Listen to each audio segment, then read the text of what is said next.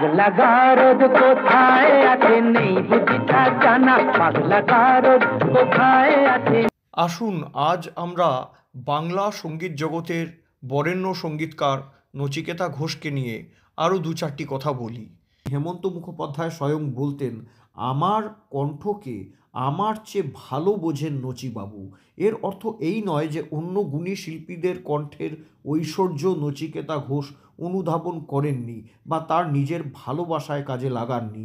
বাংলা গানের সেরা শিল্পীদের অধিকাংশেরই জীবনের সেরা গানের তালিকায় নচিকেতা ঘোষের সুরে একটি বা দুটি গান আছেই।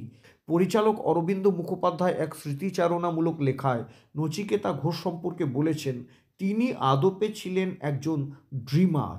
সমরেশ বসুর গল্প অবশেষে নিয়ে ছবি করবেন অরবিন্দ মুখোপাধ্যায়।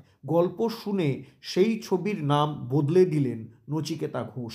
হাসি আর প্রেমের ছবি অবশেষের নাম বদলে হয়ে গেল মৌচাক। সিনেমাটি ঠিক কতটা জনপ্রিয় হয়েছিল সে কথা নতুন করে আজ আর না বললেও হবে। এই মৌচাক ছবিতে পাগলা গারদ কোথায় আছে গানটি প্রথমে চিত্রনাট্যে ছিলই না। নচিকেতা ঘোষের অনুরোধেই সেই গানটি সিনেমাতে ব্যবহার করা হয়। ঘোড়ার ডিমের না হোক ছানা, চোখ ছানা ঘোড়া, ঘোড়ার ডিমের না হোক ছানা। চিত্র পরিচালকদের সঙ্গে কখনো আবার রসিকতা করে বলতেন, এখানে গান দেবেন দিন, দর্শকেরা কিন্তু ওই সময়েই টয়লেটে যাবে। বাঙালিদের জন্য চলচ্চিত্রের সঙ্গীত পরিচালক হিসেবে নচিকেতা ঘোষ যেসব গান উপহার দিয়েছেন তার বোধহয় তুলনা নেই। আর গীতিকার গৌরীপ্রসন্ন মজুমদারের সাথে দারুণ সম্পর্ক ছিল নচিকেতা ঘোষের। নচিকেতা ঘোষ কী বলতে চাইছেন প্রায় ম্যাজিকের মতো বুঝতে পারতেন গৌরীপ্রসন্ন।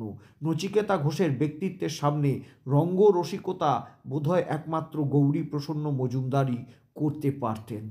তিনি ঠিক কত বড় মাপের, কত বৈচিত্র্যপূর্ণ সুরকার ছিলেন সে কথা নতুন করে কিছুই বলার নেই।